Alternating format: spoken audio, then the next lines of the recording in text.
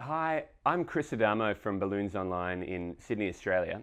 Today we're going to do a little quick demonstration on how I create my balloon clouds. I use a QuickLink understructure to build off that to build the clouds. The reason being, you can do it a couple of ways. Probably the most common would be the garland method, where you have lines of garland all tied in together.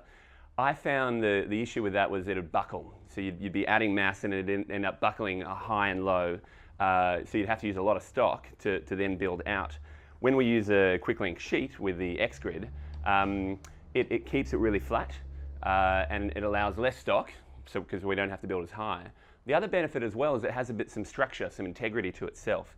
So we need less rigging points. We can have a rigging point here and it can kind of balance and like leverage or lever itself out without it buckling or bowing too much. If we have those knots really, really tight and we build it in a certain way, you can build a giant cloud and only rig it with, say, four points, no framing. So today I'm just going to show you a method using 6-inch links because it's a little bit easier to fit in the camera angle. But of course you can scale it up with 12-inch links. So firstly, we've just got our precision air. I've set it to 0.5 on this unit, but 5.5 inches. I always underinflate a tad. It just makes it stronger, less chance of popping, less chance of going faulty. We're tying the knots really, really tight. So if the balloons are a little smaller, then they're a little bit more malleable to accept that compression.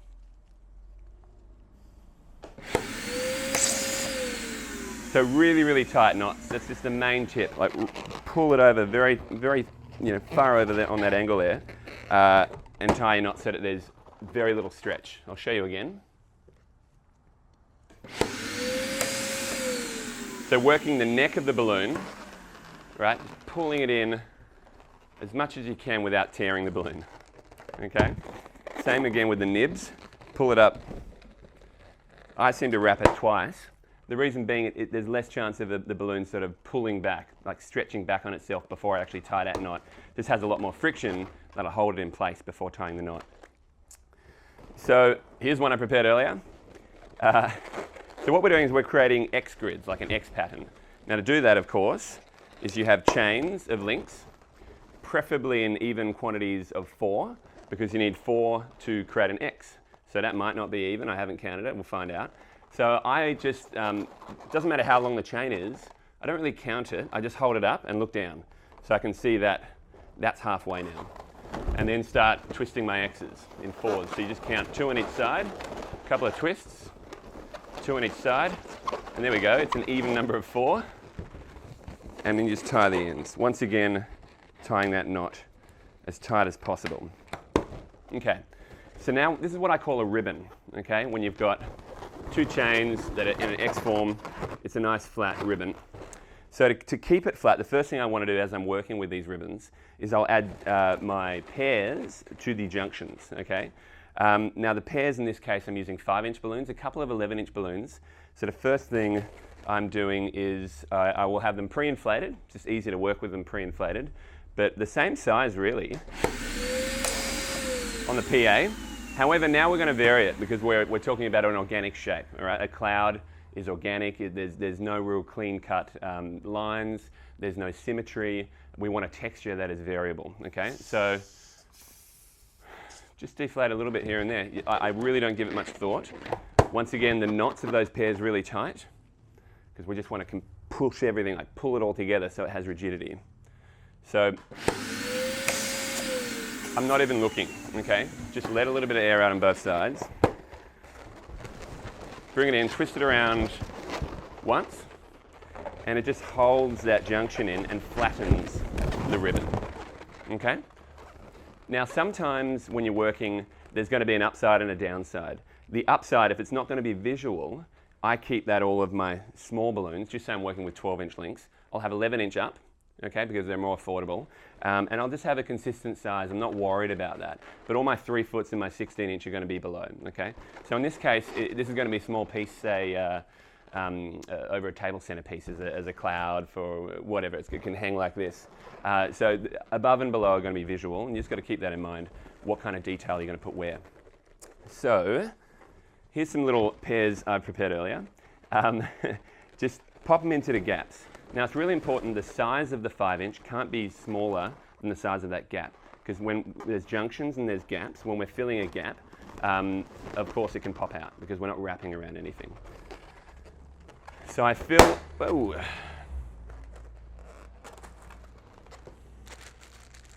So now I get the opportunity to explain to you how to replace a balloon.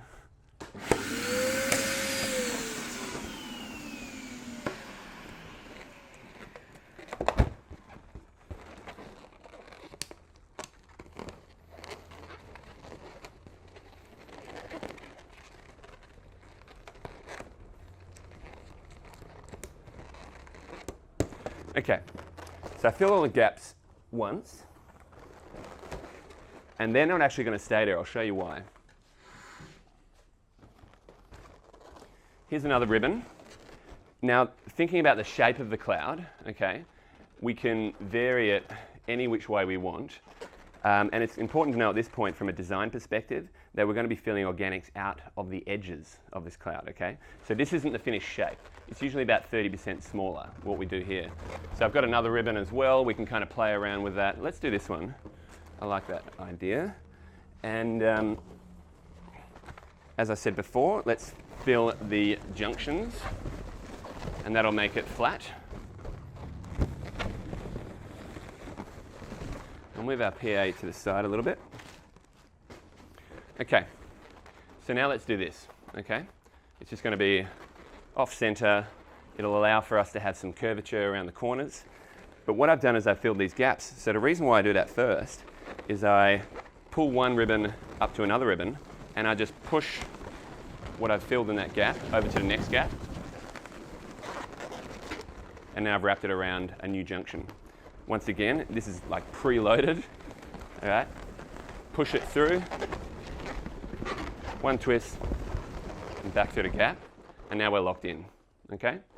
So from this point on, we're just gonna start continuing to fill all of the gaps.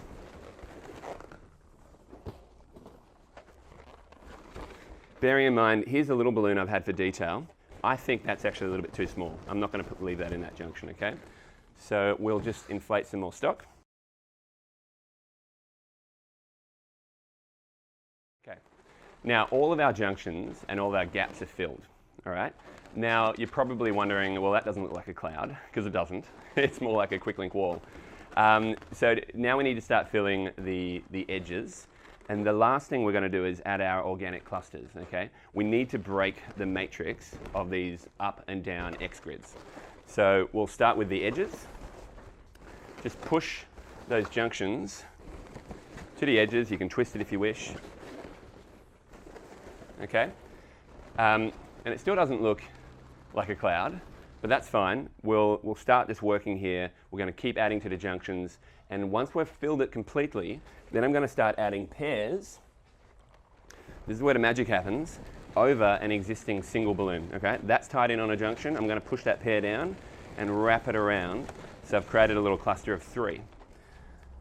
So as soon as we start, and this is where I use the smaller, more detailed balloons. So if you're using 11-inch balloons, like 12-inch lengths, this is where an 11-inch balloon inflated to say 8-inch or so will start to come in effect.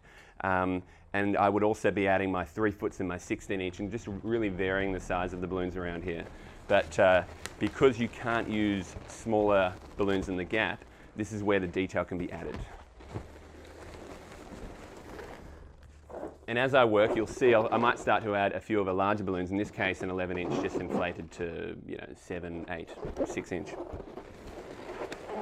I might actually put that in a junction. Okay.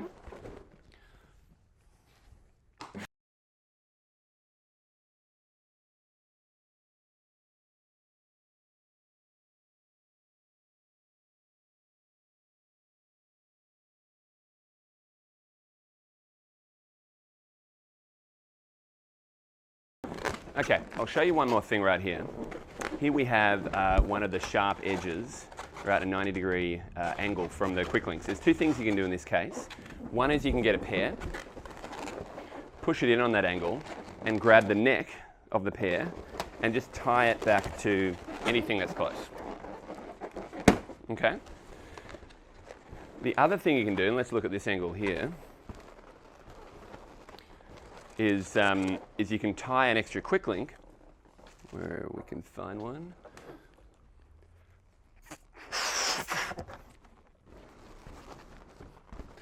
You can tie an extra quick link to bridge that gap, and that'll soften the edge and gives us 2 extra junctions.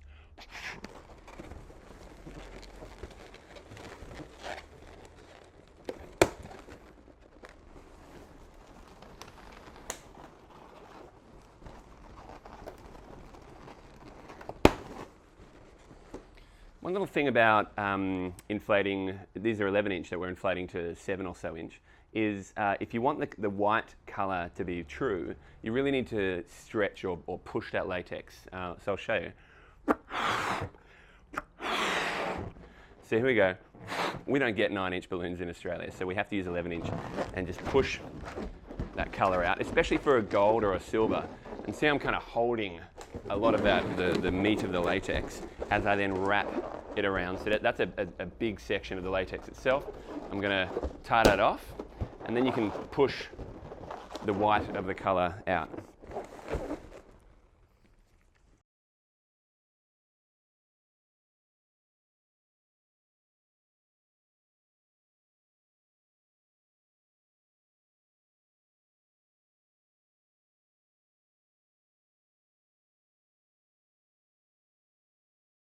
All right, so we're nearly finished. The last thing that you just need to keep working your way around is making sure that you can't see any of your mechanics, all right, so they're knots. So you just need to keep filling until there's enough compression to build a module around that. Also, I can see there's 2 quick links here, right, in this chain. I need to keep building out around this point. Any gaps that you've got to kind of work around. Here's a single pair. You need at least 4. You need at least a quad on every external junction, and pretty much most internal junctions as well. You see how thin that is, and how just by holding it once, with 1 point of reference, so that could be 1 rigging point, the thing has integrity, all right? It holds, it's not really buckling. Obviously, the bigger it is, and if you're using heavier balloons, it's going to weigh it down. It's going to buckle in some points, but that's really difficult to get when you're adding individual garlands or individual columns side by side. So look, I really hope that you've enjoyed the tip. Feel free to ask any questions that you might have, and what I'd love to see is some examples of you trying this method. Have a great day.